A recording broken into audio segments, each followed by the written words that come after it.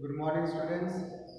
Today we are going to discuss about another type of electricity which is called static electricity. So we have the next type of electricity called static electricity.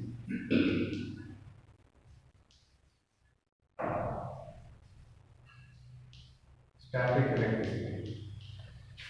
And it is the electricity which is due to the charges at rest.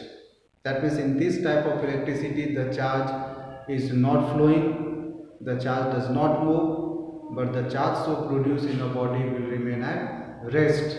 Such kind of electricity produced is called static electricity.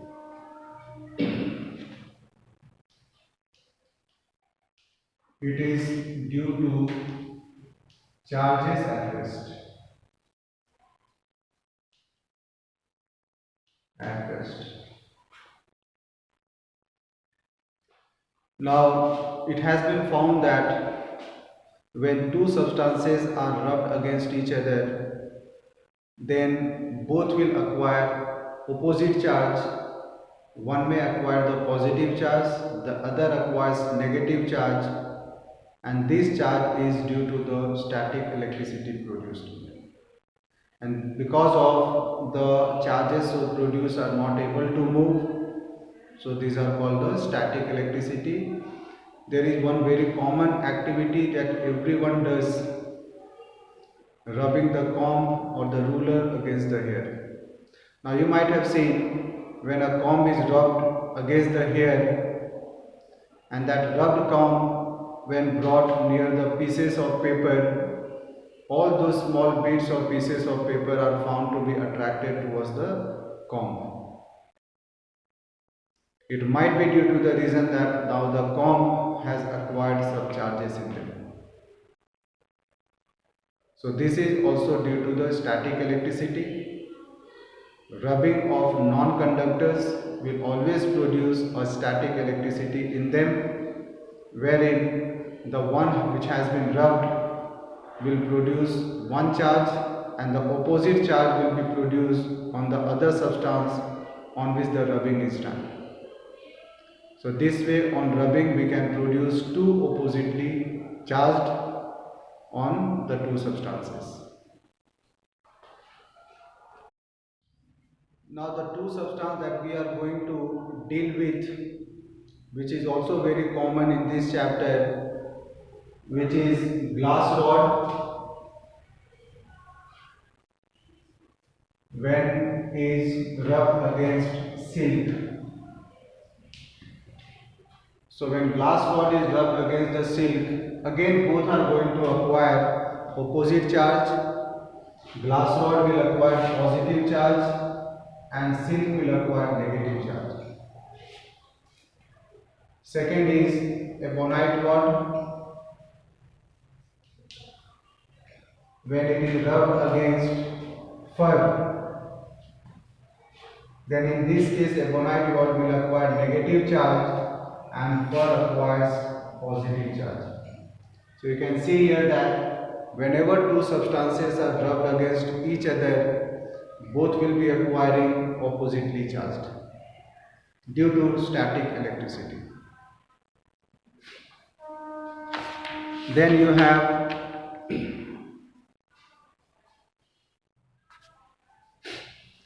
the kinds of electric charges.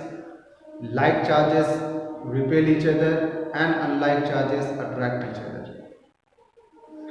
For example, when we take two glass rods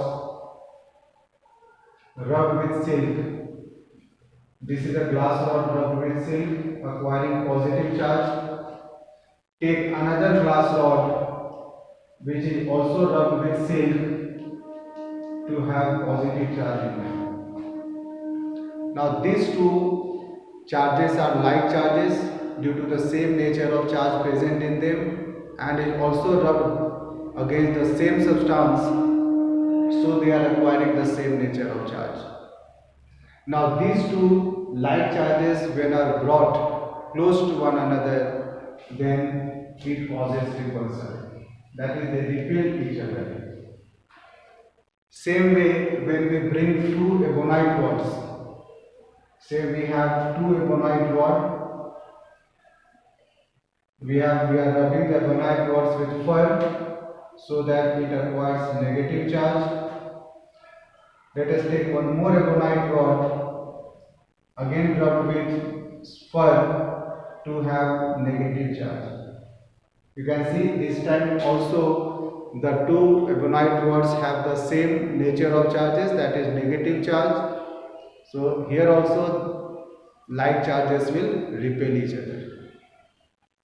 But when we bring the ebonite rod close to glass rod, say this is glass rod, positively charged, and we are bringing an ebonite rod which is negatively charged. You can see these two are oppositely charged now, they are called unlike charges. And unlike charge will always attract each other. So this time there will be attraction. They will attract each other.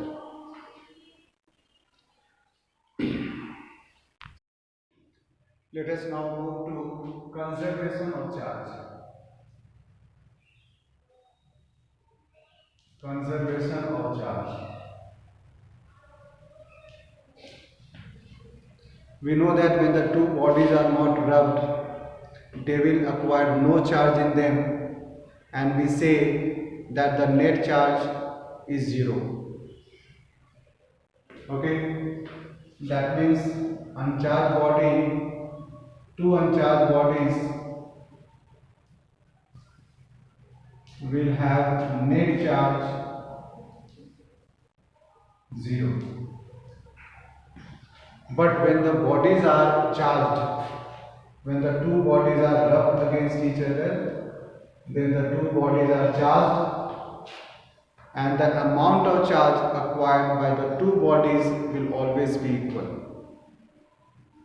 One may have a positive charge, the other will have negative charge, but the magnitude and the amount of the charge in both the bodies will always be same.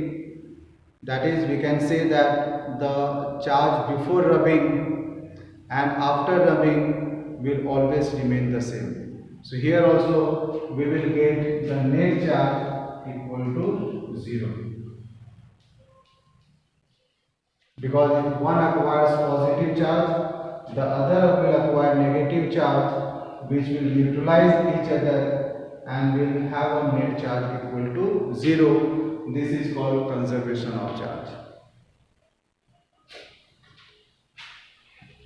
Now let us try to understand that why do certain substances, when being rubbed against each other, acquires opposite charge.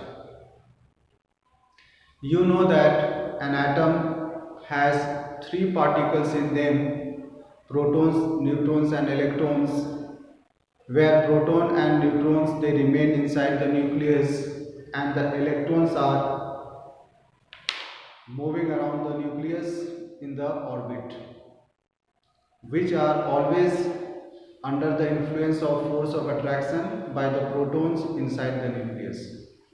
But there are some electrons which do not experience any force of attraction and are capable of leaving the place. So these electrons which do not experience any force of attraction are called free electrons. It is these free electrons which can leave its place when the two substances are rubbed against each other. So one substance, for example, we can take a glass rod. When it is rubbed with silk, glass rod, the free electrons of the glass rod will transfer to the silk. So glass rod will acquire positive charge and silk acquires negative charge. Same is the case with the ebonite rod when it is rubbed with fur. This time the free electrons of the fur will transfer to the ebonite rods, where now ebonite rods will acquire negative charge and the fur acquires positively charge. So this way, due to the transfer of free electrons, the charges are developed on the two bodies which are rubbed against each other. And the next topic what we are going to study about will be the method of charging. Thank you.